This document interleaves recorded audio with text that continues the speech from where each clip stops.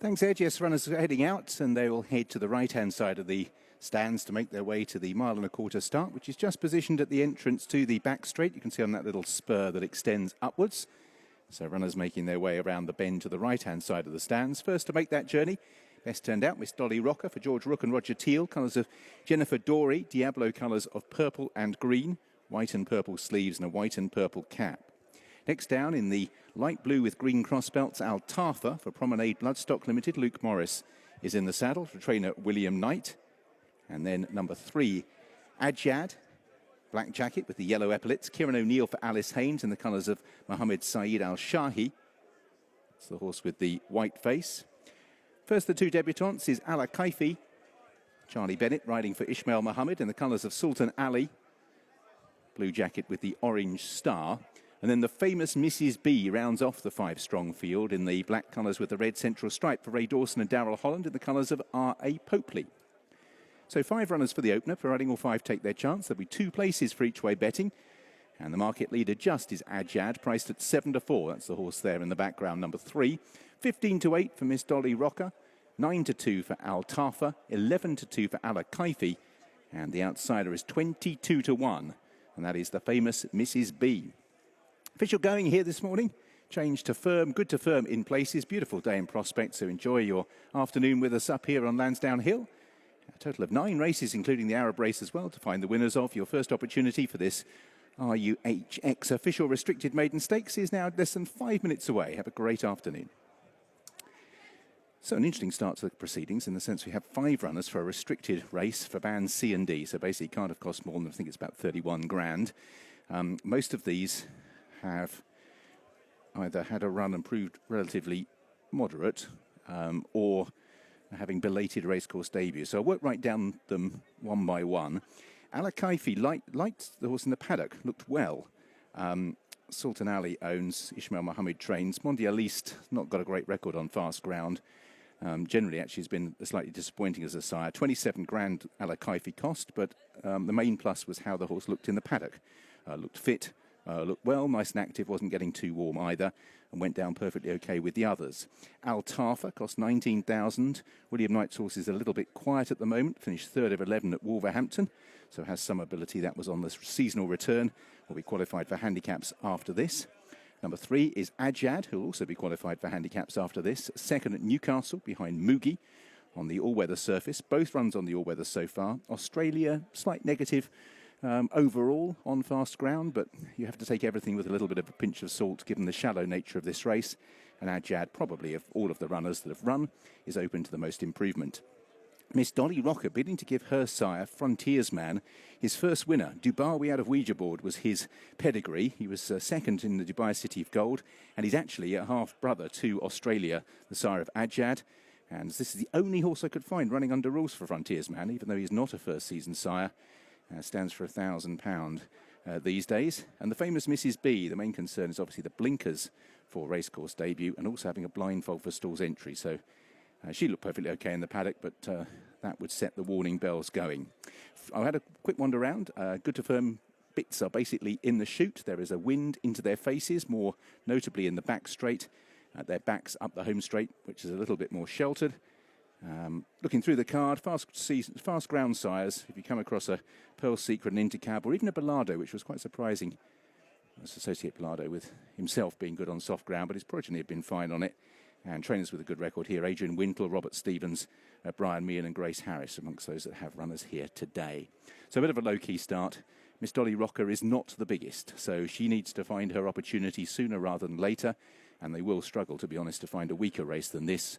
If she can't win it with a mark of 74, then she probably is going to remain in these sorts of races until she finds one that is equally shallow. I thought Al Kaifa was possibly the most interesting one, having looked at them in the paddock to see how or not he runs. But as I say, there wasn't a great support on pedigree in terms of that backing up what you saw in the paddock. So handsome is as handsome does to some degree, but certainly I like the look of Ala Kaifa in the paddock there. In the background is Adjad, so daughter of Australia, Kieran O'Neill for Alice Haynes.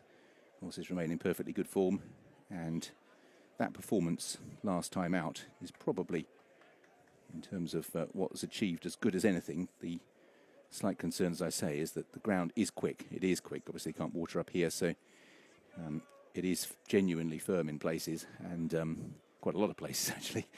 So there will be a few horses that maybe just struggle to handle that, and I'd like to have seen a sort of reinforcement with a positive fast ground sire.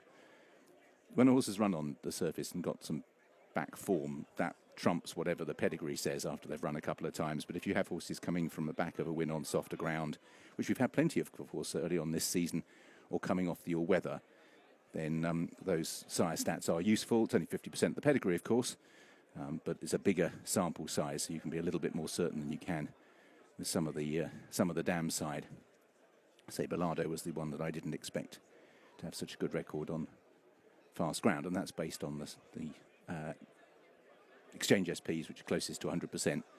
So basically they outrun their odds. About to go forward then for our first. So runners about to head into the starting stalls for our first. It's a pretty static market. 7-4 Miss Dolly Rocker. Adjad priced at 15-8. Altafa is a 9-2 chance, just edging out. And then 6-1 for Alakaifi and 25-1 for the famous Mrs. B. So the loading up process getting underway. Altafa just being led forward. So Altafa is the first of the 5 to go into the stalls. Be followed in by Adjad. Adjad moves forward as well. So 2 of the 5 runners in stalls. The famous Mrs. B, who had a blindfold on one stage at the start, but has gone in just about okay. The famous Mrs. B to join Adjad and Altafa. And the last pair will be Alakaifi. And blindfold, in fact, is on Miss Dolly Rocker, who will be going in last as a consequence. Altafa's trying to burrow out of the stalls with the front foreleg. Alakaifi just having a little bit of a look as to where he's being asked to go. And there's exactly the opposite, Miss Dolly Rocker, with that blindfold on, has no idea as to where she's going to go, hopefully. Last one in will be Miss Dolly Rocker. The RUHX official restricted maiden stakes has run over 10 furlongs. Miss Dolly Rocker moves in. That is it, it's all set. And they're off and racing. And they all jump pretty well, including the 2 debutantes, although Alakaifi is just a little slow into stride. Towards the outside, Miss Dolly Rocker is one of the first to show, in company with the famous Mrs. B. They are well grouped early. Altafa races on the inside of the black and yellow colours of Adjad. And at the back, the one that's showing the inexperience is Alakaifi, who is on terms with the others, but has just had to be nudged along periodically as they race towards the final mile. Field a well bunch with Miss Dolly Rocker on the outside of the famous Mrs. B. Alakaifi towards the outside of the chasing trio, with Altafa in the pale colours on the running rail, and Adjad in black and yellow on that one's outside as they race towards the final 7 furlongs. Out in the lead is Miss Dolly Rocker, and on the outside, Alakaifi has made progress through the field to sit in second. The famous Mrs. B is now in 3rd place, disputing that with Adjad, and just a length and a half opened up to Altafa, just pushed along briefly as they now prepare to leave the back straight and begin this left-hand turn. Out in the lead, Miss Dolly Rocker with Alakaifi half a length away in second. They've now just moved on by 3 lengths from Adjad as they move into that bottom bend. Going past the famous Mrs. B, who's lost ground, is Altafa, who's now in 4th place. So making the bend back towards home, Miss Dolly Rocker with Alakaifi towards the outside. Adjad remains 2 lengths further back. Pushed along in 4th is Altafa, and 3 lengths back to the famous Mrs. B as they make their way up the home straight. They have just over 3 furlongs to travel. Miss Dolly Rocker with Alakaifi on the outside in 2nd place. Trying to join them is Adjad, white face towards the outer, and then in 4th is Altafa. So Miss Dolly Rocker continues to lead by a neck or so from Alakaifi.